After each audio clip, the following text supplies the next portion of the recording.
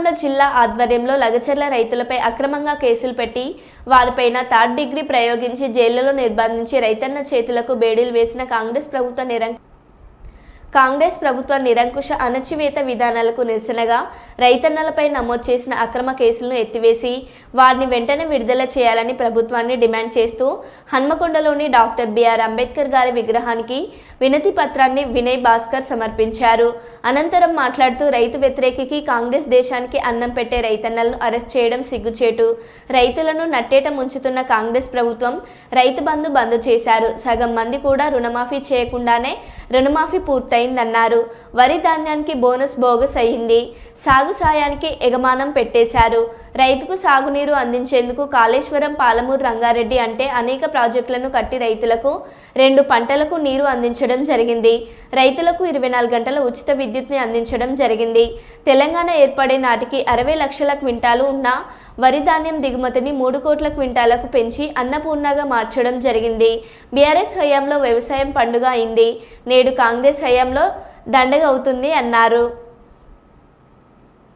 రాష్ట్రం ఏర్పడిన తర్వాత తెలంగాణ తొలి ముఖ్యమంత్రి కేసీఆర్ గారు రైతును రాజుగా తీర్చిదిద్దాలని చెప్పి కాళేశ్వరం లాంటి అనేక ప్రాజెక్టులు నిర్మాణం చేయడమే కాకుండా తెలంగాణ రైతాంగానికి సకాలంలో ఎరువులు అందించడం, గిట్టుబాటు ధర ప్రకటించడం, రైతు బంధు ఏర్పాటు చేయడం,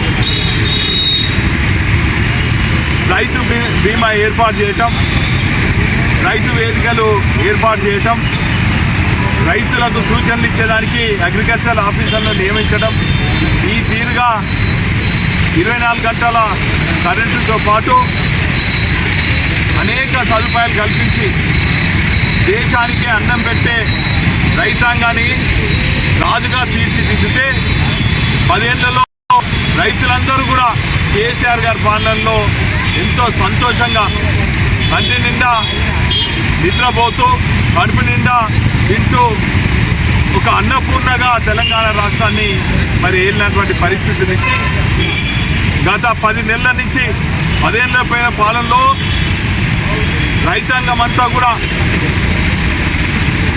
వ్యవసాయం పండుగ చేస్తే 10 నెలల